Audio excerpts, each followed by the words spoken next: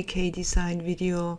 My name is Anika, one of the creative team members from NBK-Design, and the products you will see in this video were received free of charge as part of my free creative teamwork for NBK-Design, and the photo I will use is from Pexels.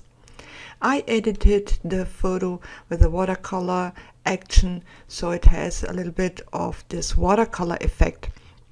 In this tutorial I want to show you the Art Journey 2018 March collection Over the Rainbow. If you want to see an unpack video about this collection, then click on the right corner and you can watch the different packs and what's in it.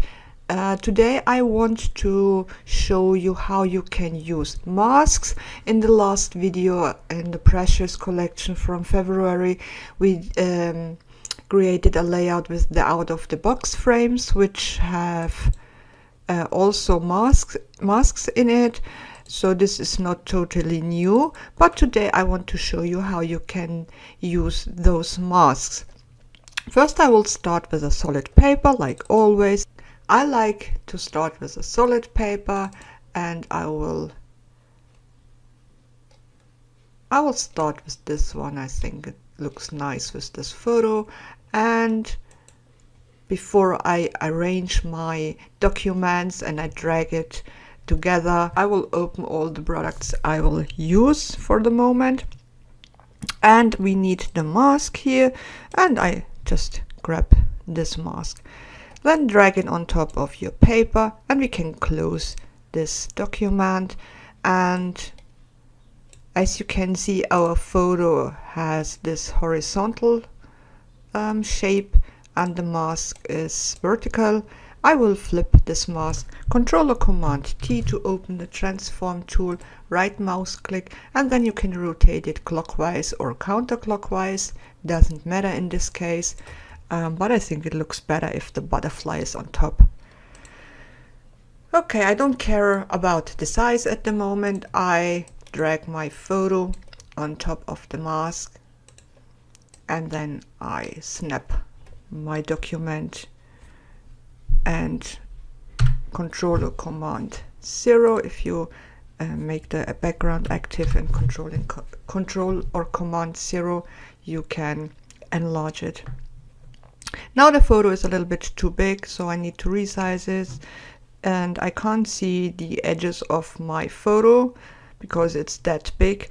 I need to minimize my layout, Control or Command and 0 and then Control or Command T, and of course make the layer of the photo active. And now you can see where the edges of the photo are, and then grab one of the squares here, Shift, and then you can minimize to a size which covers the whole mask. And we make the background active, Control or Command 0, and first we will clip our photo into the mask. Go between the two layers, press and hold Alt and click, and now the photo is clipped and you can move the photo around in the mask and place it. We can minimize it again a little bit. You can see we have a little bit of space around, so Shift and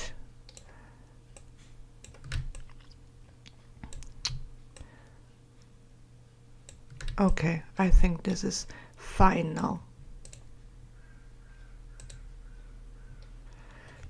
Now we have clipped our photo into the mask, and if you want to resize the whole photo with the mask, you need to take care that you grab both layers.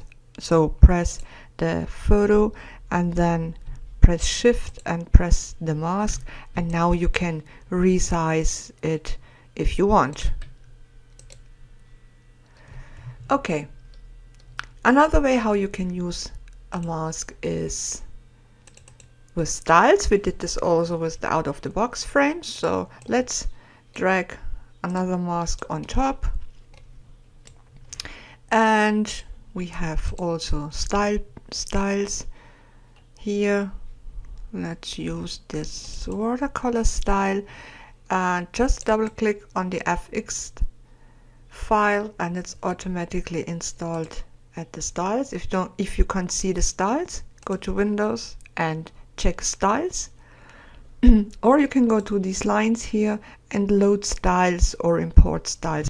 Okay, and now you can apply a style. You can try which looks the best. This one, but I want to put it behind my photo, and you can drag it under your photo and then place it something like this. Okay, and another way is to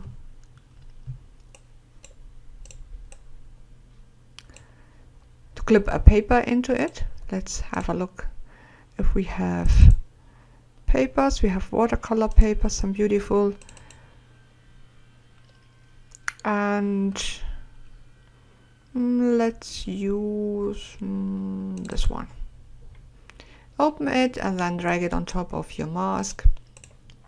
Go between the two layers here, press and hold Alt and clip it, and now you can see the size of the paper here, and we can minimize it a little bit. Press and hold Shift, and you don't have to do this, but I always do this and minimize the paper a little bit. Okay, we have it now on top. Let's move this at the end. Okay, yes, something like this. What we can do now, just for as an inspiration, make both layers active of the photo and the mask, and we convert it to a smart object. And we apply now a mask.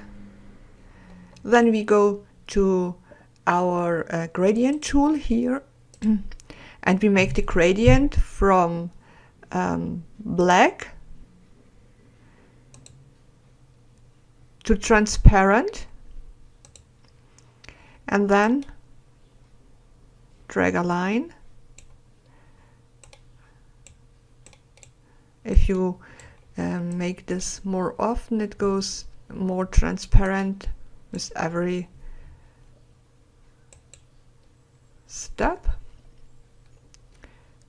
And so you can, let's move this a little bit.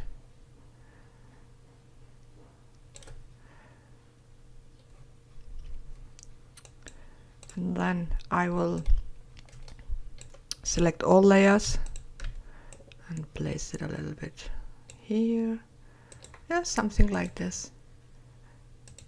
Okay, these are three possibilities how you can use a mask. You can clip up a photo in it, of course, and you can apply a style on a mask, and you can also clip a paper into a mask.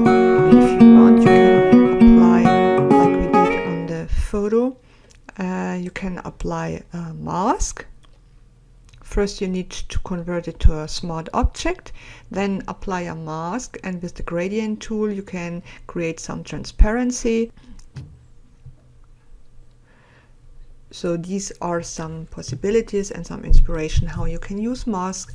I will finish my layout and will show you the layout in the Artology group. Thanks for watching and see you. Bye!